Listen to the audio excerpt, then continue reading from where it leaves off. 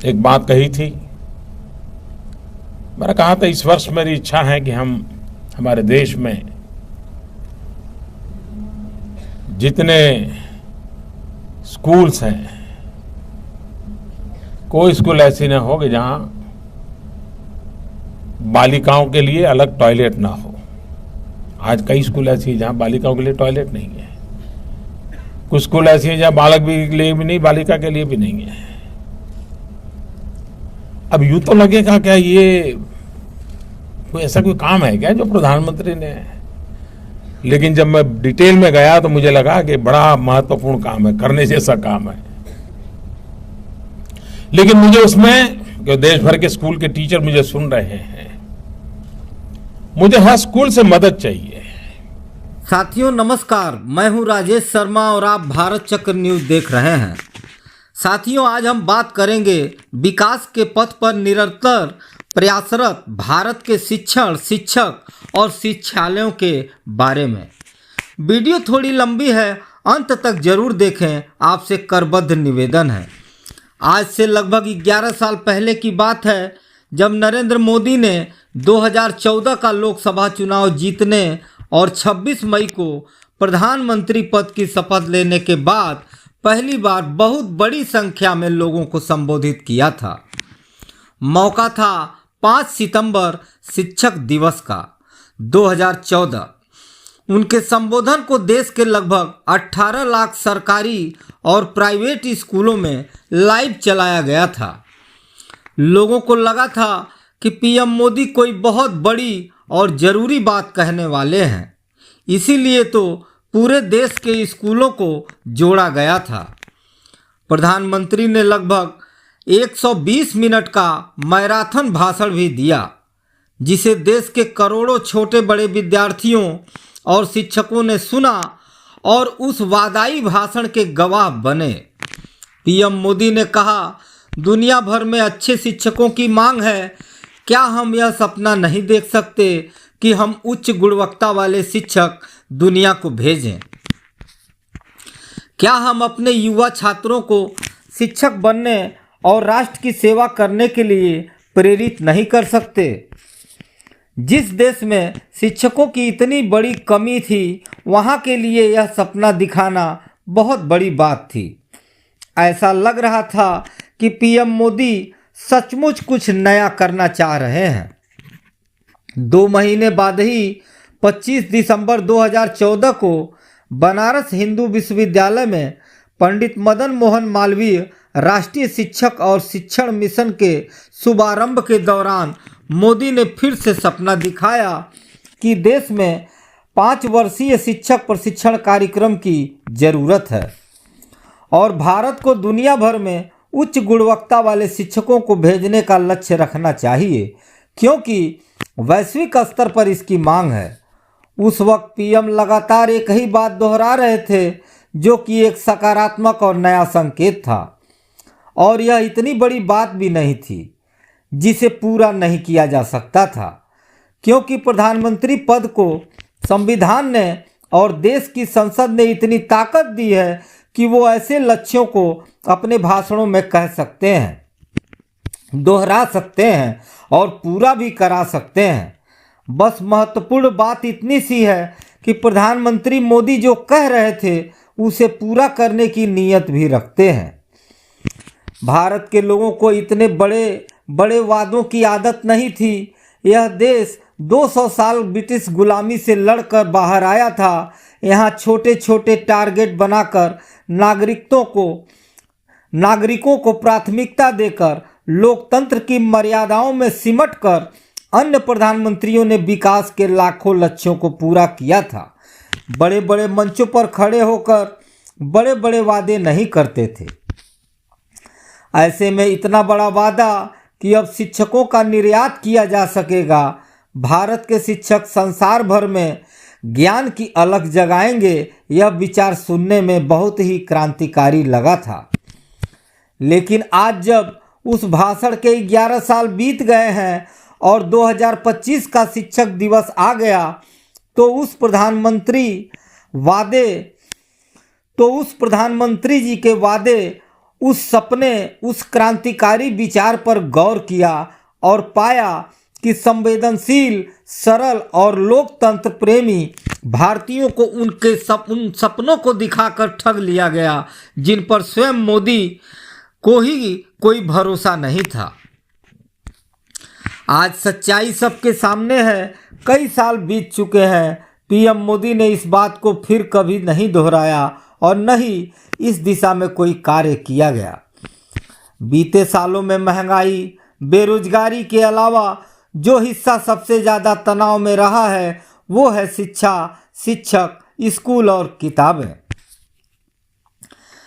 आंकड़े बताते हैं कि शिक्षक दिवस के दिन 18 लाख स्कूलों को एक साथ लाइव जोड़कर पीएम मोदी जो दावा और वादा कर रहे थे उसके प्रति वो कभी गंभीर नहीं रहे। 2014 में सरकार आने से पहले और चुनाव में जाने से पहले बीजेपी ने जो घोषणा पत्र जारी किया था उसमें जीडीपी का 6% शिक्षा पर खर्च करने की बात कही गई थी। लेकिन जब सरकार बनी और नरेंद्र मोदी को प्रधानमंत्री बनने का मौका मिला तो लक्ष्य से उनकी दूरी कई प्रकाश वर्ष दूर पहुंच गई। 2014 से 2024 के बीच मोदी सरकार ने शिक्षा पर जीडीपी का औसतन प्रति वर्ष 0.44% ही खर्च किया। दावों, वादों, सपनों और हकीकत के बीच इस गहरी खाई पर मोदी कभी जवाब देने नहीं आए।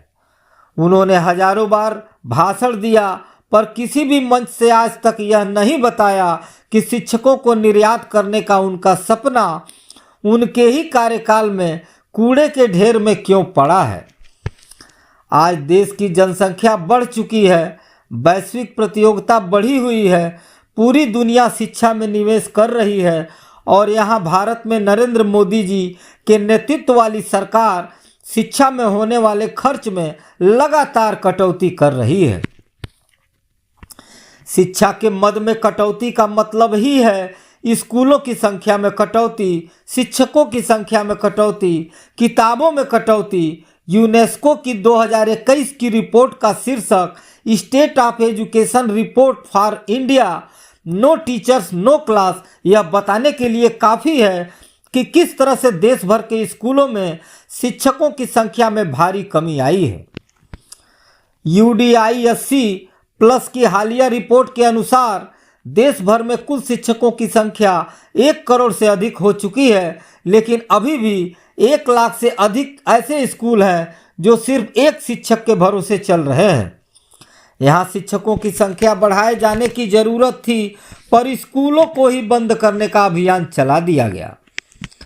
शिक्षा जिसे समावेशी बनाया जाना चाहिए था, जिसे लाभ हानि के दायरे से दूर रखकर लोक कल्याण की जिम्मेदारी के रूप में समझा जाना चाहिए था, उसे बोझ की तरह लिया गया। 2014 से 2023-24 के बीच लगभग 90,000 सरकारी स्कूलों को बंद किया जाना इस बात का प्रमाण है। सबसे ज़्यादा स्कूलों की बंदी बीजेपी शासित राज्यों मध्य प्रदेश और उत्तर प्रदेश में भी हुई है। अभी भी 45% से अधिक स्कूल ऐसे हैं जो दिव्यांग बच्चों के अनुरूप नहीं बने हैं। डिजिटल इंडिया मिशन को शुरू किए हुए 10 साल से भी अधिक का समय गुजर चुका है और आज भी देश में लगभग 50% स्कूलों में इंटरनेट की पहुंच नहीं है, कंप्यूटर नहीं है। शिक्षकों के साथ जबरदस्ती करके उन पर टारगेट थोपकर नामांकन तो बढ़ा लिया गया, लेकिन ASER की रिपोर्ट बता रही है कि स्कूलों में लर्निंग गैप बढ़ता जा रहा है। नरेंद्र मोदी को प्रधानमंत्री बनने से पहले की बड़ी शिकायत रहती थी कि जिस तरह दुनिया भर के विश्वविद्यालय अपने अपने देशों के विकास में योगदान देते हैं, भारत के विश्वविद्यालय ऐसा नहीं करते। विश्वविद्यालय और शोध संस्थान सरकार से मिलने वाली निधि पर चलते हैं, जिससे उन्हें धन के लिए अपने किसी भी शोध से समझौता ना करना पड़े। लेकिन जब पीएम मोदी ने पीएम बनकर सत्ता संभाली और उन्हें मौका मिला जिससे वो अपनी आलोचक छवि से दूर हों और संस्थानों की समस्या को दूर कर सकें, तो उन्होंने बिल्कुल उल्टा काम करना शुरू कर दिया। उन्होंने वैज्ञानिक संस्थानों के बजट को ही काटना शुरू कर दिया। CSIR, जो कि भारत में वैज्ञानिक अध्ययनों की अगुवाई करता है, उससे कहा गया कि वो अपने शोधों के लिए जरूरी धनराशि के 50% की व्यवस्था खुद करे। सरकार सिर्फ 50% का ही योगदान दे सकती है। इस किस्म की अभद्रता उस संस्थान से की गई जिसका प्रमुख भारत का प्रधानमंत्री होता है। सर्वपल्ली राधाकृष्णन, देश के पूर्व राष्ट्रपति और दार्शनिक, जिसके जन्मदिन के अवसर पर शिक्षक दिवस मनाया जाता है, उनका मानना था कि आनंद और सुखमय जीवन केवल ज्ञान और विज्ञान की नींव पर ही संभव है, और विज्ञान की नींव मजबूत करने के लिए सरकारी धन की जरूरत पड़ती है, जिसे देने से मोदी सरकार ने पहले ही मना कर दिया। ऐसी हरकतों से समझा जा सकता है कि भारत के प्रधानमंत्री नरेंद्र मोदी विज्ञान, वैज्ञानिक शोधों और विश्वविद्यालयों को लेकर कितने गंभीर हैं। रिपोर्ट के अनुसार प्राथमिक विद्यालयों में 50% और माध्यमिक विद्यालयों में 64% महिलाएं ऐसी हैं जो बिना किसी लिखित अनुबंध पर काम कर रही हैं। सामान्य बुद्धि यह कहती है कि जो भी रोजगार अस्थायी ना हो, उसमें कर्मचारी द्वारा अपना 100% योगदान देने की संभावना लगभग शून्य के बराबर होती है। लेकिन जब बात शिक्षा की हो, देश के भविष्य को बनाने की हो, तो इतनी बड़ी संख्या में अस्थायी शिक्षकों का होना देश की रीढ़ को कमजोर करने जैसा ही है। जो देश अपने ही स्कूलों में गुणवत्तापूर्ण अस्थायी शिक्षक नहीं खोज पा रहा है, उसे पर्याप्त वेतन और अन्य सुविधाएं नहीं दे पा रहा है, उसके द्वारा शिक्षकों का निर्यात कल भी एक झूठ था और आज भी एक झूठ ही है। 2013 में जब नरेंद्र मोदी गुजरात के मुख्यमंत्री बने थे, तब उन्होंने कहा था कि दुनिया को गुणवत्तापूर्ण शिक्षकों की सख्त जरूरत है। भारत के पास विशाल युवा जनसंख्या है। यदि हम 1 से 2 मिलियन शिक्षकों को विदेशों में नियुक्त करने में सफल होते हैं, तो हम दुनिया के साथ अपने संबंधों को एक नए तरीके से लिख सकते हैं। शिक्षक न ही डिप्लोमेटिक प्रतिनिधि होता है और न ही गुप्तचर संस्था से संबद्ध व्यक्ति। इसलिए अपनी फैंटेसी को देश की नीतियों पर थोपने से उन्हें बचना चाहिए था। उनकी इसी फैंटेसी का खामियाजा भारत की विदेश नीति को भुगतना पड़ रहा है। सच्चाई तो यह है कि दुनिया की किसी भी समृद्ध देश को कम से कम भारतीय शिक्षकों की जरूरत तो नहीं है। कोई देश समृद्ध तब बनता है जब वहाँ गुणवत्तापूर्ण शिक्षा की व्यवस्था होती थी, और ऐसी शिक्षा बिना योग्य शिक्षकों के संभव नहीं है। अगर किसी को गुणवत्तापूर्ण शिक्षकों की जरूरत है तो वो है भारत। यहाँ न सिर्फ गुणवत्तापूर्ण शिक्षकों की जरूरत है, बल्कि विश्वविद्यालयों में थोक के भाव भर्ती किए जा रहे एक विचार विशेष के लोगों को रोकने की। उन लोगों को भी रोकने की जरूरत है जो NCERT में घुसकर देश की पुस्तकों को एक खास रंग और विचार से रंग देना चाहते हैं। जरूरत है नेशनल बुक ट्रस्ट जैसे संस्थानों के पुनरुत्थान की और उनके निधियन की। सबसे प्रमुख जरूरत यह है कि शिक्षा के क्षेत्र को सरकारी निधि से युक्त और सरकारी हस्तक्षेप से मुक्त किया जाए, जिससे भारत अबाध गति से भविष्य के निर्माण में लगा रहे। प्रसिद्ध अमेरिकी मनोचिकित्सक कार्ल ए मेनिंजर के शब्दों को याद रखना चाहिए, शिक्षक क्या है यह उससे कहीं अधिक महत्वपूर्ण है कि वह क्या पढ़ाता है। आज की खबरों में बस इतना ही। कल फिर मिलते हैं देश और दुनिया की बड़ी खबरों के साथ। आप देखते रहिए भारत चक्र न्यूज। नमस्कार, जय हिंद।